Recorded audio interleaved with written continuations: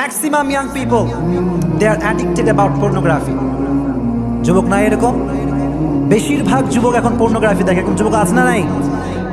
রাতের অন্ধকারে একটা কথা মনে রাখবা, রাতের অন্ধকারে যখন তুমি তোমার লকটা, তোমার ডোরটা লক করো, তোমার জানালাটা বন্ধ করো, আব্বা দেখে না, আম্মা দেখে না, ভাই দেখে না, বোন দেখে না, দেখে কে? দেখে কে? Allah is watching us every single time. আমাদেরকে সর্বাবস্থায় অবজারভেশন করছেন, পর্যবেক্ষণ করছেন একজন, তিনি কে? পর্নোগ্রাফি দেখলে অনেক ক্ষতি হয়। এটা হচ্ছে অশ্লীল ভিডিও। পর্নোগ্রাফি বাদ দেন, হিন্দি সিনেমা আছে, বাড়িতে চলে না সিনেমা? সিনেমা তো বাড়ির কথা বাদ দেন, দোকান ঘাট, চায়ের দোকানে মুভি আছে না নাই? চাচা সাহেব চা খাইতে বসে, এক কাপ শুরু হয়েছে সালমান খানের ছবি, শুরু হয়েছে আপনার মান্নার ছবি, চাচা সাহেব এক কাপ বাদ দিয়ে খায় 5 কাপ, কিন্তু মুভি দেখে ওঠে। এরকম চাচা আছে না নাই? যুবকদের কি অস্কর্ম কর, চাচাদের এই সমস্যা। আল্লাহ বললেন, গোলাম টাকা পয়সা দিয়ে মনের প্রশান্তি তুমি পাবা না। মনের প্রশান্তি যদি পেতে চাও, স্যাটিসফ্যাকশন অফ ইউর হার্ট, মনের শান্তি, হৃদয়ের শান্তি যদি পেতে চাও, জিকির করতে হবে একজনের, তিনি কে? এজন্য পর্নোগ্রাফি দেখলে 1 নাম্বার ক্ষতি, এটা আপনার আত্মাকে নষ্ট করে দেয়। আত্মার ভিতরে কোনো শান্তি থাকে না। কোনো মেয়ের দিকে তাকালে আত্মার ভিতরে কোনো শান্তি থাকতে পারে? এজন্য 1 নাম্বার ক্ষতি, it will damage your soul. আপনার আত্মাকে কলুষিত করে ফেলবে এইটা। এজন্য আজ থেকে পর্নোগ্রাফি দেখা যাবে আর জয়গণ দেখা যাবে। বাংলাদেশে ধর্ষণ আছে না নাই? জয়গণ আছে না নাই? ধর্ষণের ফ্যান অফ করেন, ফ্যান থাক।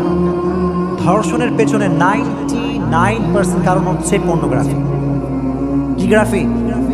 অনেকে মানে পর্নোগ্রাফি বোঝে না। পর্নোগ্রাফি মানে হচ্ছে অশ্লীল ভিডিও, ন্যাকেড, নারীদের উলঙ্গ ছবি আছে না নাই বাংলাদেশে? ইউটিউবে ঢুকলে তো ঢোকায় যায় না। ইউটিউবে ঢুকলে বাজে বাজে থাম্বনেল আছে না নাই? এই জন্য 1 নাম্বার ক্ষতি, আপনার আত্মা নষ্ট হয়ে যাবে। 2 নাম্বার ক্ষতি হচ্ছে বাংলাদেশের যত ধর্ষণ সবগুলোর পেছনে কারণ হচ্ছে পর্নোগ্রাফি। কারণটা কি? ভালো করে বোঝেন, একটা বিষয় বোঝায় সায়েন্সের।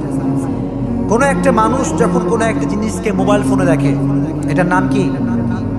স্মার্টফোন। এটার নাম কি? স্মার্টফোন। যখন আপনি দেখেন, ফর এক্সাম্পল একটা মুভি যখন কোনো যুবক দেখে, আপনি বিরক্ত হচ্ছেন নাকি? সবাই বিরক্ত হচ্ছেন সবাই।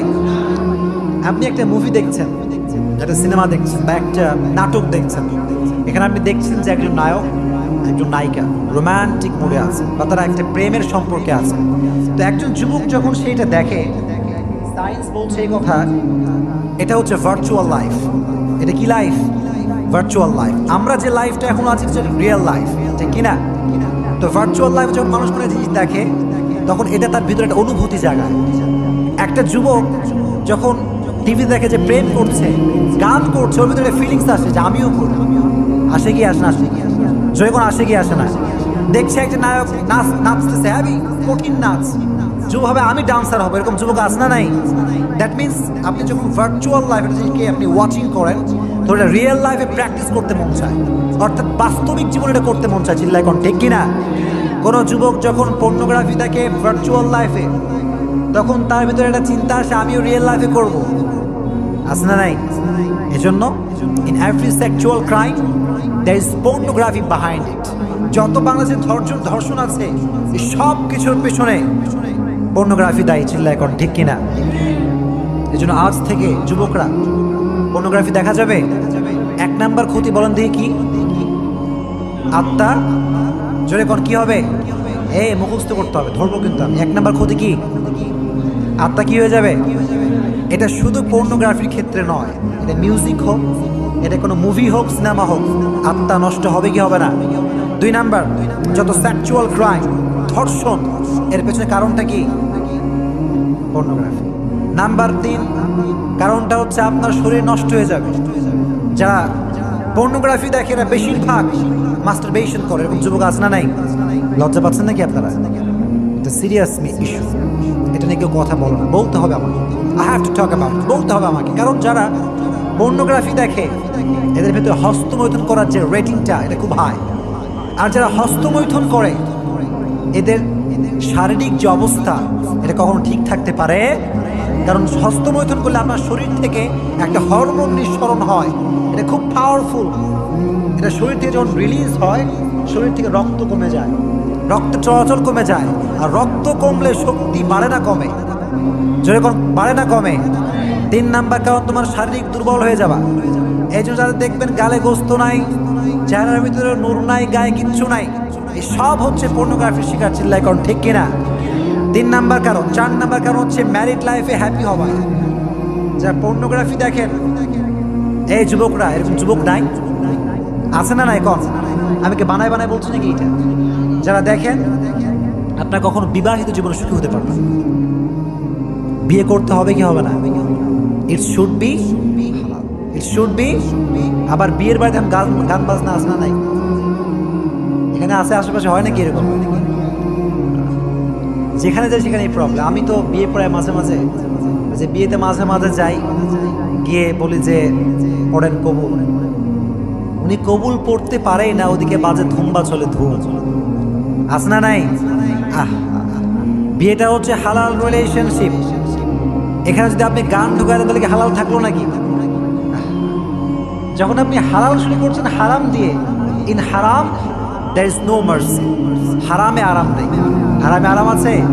এই জন্য বিয়ে যখন স্টার্ট করবেন কোনো প্রকার গান বাজনা রাখা যাবে? যখন রাখা যাবে, 4 নাম্বার ক্ষতি হচ্ছে তুমি বিবাহিত জীবন সুখ হতে পারবো না। এই জন্য আজ থেকে যারা বাজে নেশায় অসুস্থ আছেন, এখানে একদম নেশাগ্রস্ত যারা, আজ থেকে আমার সঙ্গে বলেন হুজুর, বলেন হুজুর। এই যুবকরা কয় না, অনেকে চুপচাপ আছে। কোন হুজুর, আজ থেকে পর্নোগ্রাফি, কোনো প্রকার অশ্লীল ভিডিও আজ থেকে আর দেখব না। যেরকম ইনশাআল্লাহ, যেরকম ইনশাআল্লাহ। তবে কয়েকটা টিপস বলি। বাঁচতে চাইলে 1 number tips, lower your gauge. দৃষ্টি বাঁচাবেন, পারবেন ইনশাআল্লাহ। অনেক যুবক রাস্তা দিয়ে যায়, রাস্তায় একটা মেয়ে দেখলে চোখ যে গেছে আর নামায় না। লোক নাই? কইছে কি হুজুর, কইছে কি যে একবার দেখা হালাল। একবার দেখা কি? তাকাইছে তাকাইছে তাকাইছে, চোখ আর নামে না। এখন যুবক আছে না নাই? কিরে যুবক, এটা হালাল হারাম না? হুজুর একবার দেখা যায়, দেখা একবারে দেখে বার দেখতে না। First impression is last impression. তুমি যদি প্রথম দেখার প্রতি অ্যাট্রাকটিভ হয়ে যাও, আকর্ষিত হয়ে যাও, তাহলে নারীর জন্য একটা ফিলিংস, একটা অনুভূতি ভিতরে কাজ করবে কি করবে না? এর জন্য লোয়ার ইউর গেজ, দৃষ্টিকে বাঁচাও, পারা যাবে ইনশাআল্লাহ। রাস্তাঘাটে কোনো মেয়ে দেখলে একবার দেখছো, it's enough, okay, does matter, চোখটা নামায় ফেলো। কিন্তু একবার দেখে যদি তুমি তাকায় থাকো, কোনো আমল নামায় আছে না নাই? এই জন্য 1 নাম্বার চোখকে বাঁচাবেন, পারবেন ইনশাআল্লাহ।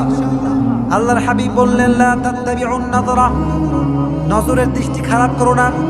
আন-নাযরু সিহামুম মিন সিহামি ইবলিস, এই নজরটা হচ্ছে ইবলিসের একটা তীর। ইবলিসের কি? ইবলিসের যত তীর আছে সব তীরের ভিতরে একটা জঘন্যতম এবং বিষাক্ত তীরের নাম হচ্ছে চোখের দৃষ্টি। ঠিক কিনা? কোন জেনা যখন সংগঠিত হয়, জেনা বা প্রেম বা হারাম রিলেশনশিপ, এটা শুরু থেকেই শুরু হয় না, চোখে চোখ, তারপরে হাতে হাত। ঠিক কিনা? এই জন্য চোখ, এটা হচ্ছে বেসিক লেভেল। যুবকরা বেসিক লেভেল বোঝো না তোমরা সবাই? প্রাথমিক একটা ব্যাপার। ঠিক কিনা? যখন কেউ ক্রিকেট খেলে, এক চান্সে জাতীয় দলের প্লেয়ার হতে পারে কেউ? অসম্ভব। 19 দল খেলো, অমুক দল খেলো, তারপর জাতীয় টিমে তুমি যাও। তো যখন কেউ জেনা করে, জেনার পূর্বে এটা একটা বড় ব্যাপার। প্রথমে চোখে চোখ রাখে, তারপরে ফোনে কথা হয়, তারপরে হাতে হাত রাখে, তারপরে জেনা হয়। ঠিক কিনা? এই জন্য 1 নম্বর উপায়, লোয়ার ইউর গেজ। এটার আপনার অ্যাকশনটা কমায় দেন। চোখ পড়ে গেছে, বাস সঙ্গে সঙ্গে পড়বেন আস্তাগফিরুল্লাহ, জয় কোন আস্তাগফিরুল্লাহ। এগুলো মুখস্থ থাকবে ইনশাআল্লাহ। নাকি বললাম এখানে শেষ? এটাই জরুরি ওয়াজ, বর্তমান সময় এটাই জরুরি ওয়াজ। ঠিক কিনা? 1 নাম্বার, লোয়ার ইউর গেজ, চোখটা নামান। চোখ দিয়ে কারো দিকে তাকাবেন না। একবার চোখ পড়ে গেছে, it's okay, enough. Second time কখন তাকানো যাবে? শেষ, এটাই শেষ। 1 নাম্বার উপায়, লোয়ার ইউর গেজ, কারো দিকে তাকাবেন না, পারবেন ইনশাআল্লাহ। 2 নাম্বার উপায় হচ্ছে, ফেসবুক চালাচ্ছেন, ইউটিউবে আছেন, বাজে একটা থাম্বনেল আসছে, never click on that video. যে ভিডিও চলে আসছে, দেখছে আমি বাজে একটা থাম্বনেল দেওয়া আছে, কোনো একটা নায়িকার ছবি দেওয়া আছে, বা একটা ন্যাকেড একটা ফটো অ্যাড করা আছে, never click on this video. এই ভিডিও যখন দেখবেন স্ক্রল করেন, এই ভিডিওর আশেপাশে কখন থাকা যাবে? কারণ যখন আপনি একবার ক্লিক করছেন তো গেছেন, ক্লিক করছেন তো আপনি গেছেন। কারণ যখন আপনি খারাপ জিনিস দেখবেন, আপনার যে অ্যাটিটিউড, আপনার যে টেম্পার, এটা হট হয়ে যাবে, ঠিক কিনা? কারণ যুবকের যে অ্যাকশনটা, সেক্সুয়াল অ্যাকশন, এটা চোখ থেকে আসে, ঠিক কিনা? যখন আপনি দেখেন একটা ভিডিও, সবাই বোঝা যায় আমার কথা, বোঝা যাচ্ছে? সব বোঝা যায়? একটা ভিডিও যখন তুমি দেখো যুবক, তোমার মাথা প্রথমে ঠান্ডা আছে, তোমার মাথায় কোনো খারাপ চিন্তা নাই, লাইটের সমস্যা নাকি করো, লিল্লাহি তাকবীর, লিল্লাহি তাকবীর। তো যখন কেউ ভিডিও দেখে তখন তার মাথাটা কুল, মাথায় কোনো চিন্তা ভাবনা কিচ্ছু নাই। কিন্তু যখন 1 মিনিট কেউ ভিডিওতে দেখে, তার ভেতরে খারাপ চিন্তা আসে কি আসে না? যখন আসে কি আসে না, তখনই তারা অ্যাডিক্টেড হয়ে যায়, নেশাগ্রস্ত হয়ে যায়। চিল্লা এখন, ঠিক কিনা? এই যে 2 নাম্বার উপায় হচ্ছে never click on any pornography materials. কোনো প্রকার বাজে ভিডিওতে ক্লিক করা যাবে। 3 নাম্বার, সবসময় স্মরণ রাখবেন, আমাকে কেউ দেখে না, আমার আব্বা আমাকে দেখে না, আম্মা আমাকে দেখে না, আমাকে দেখে একজন, তিনি কে? আল্লাহ বললেন ওয়াযাক্কির ফাইন্না যিকরা তানফাউল মুমিনিন।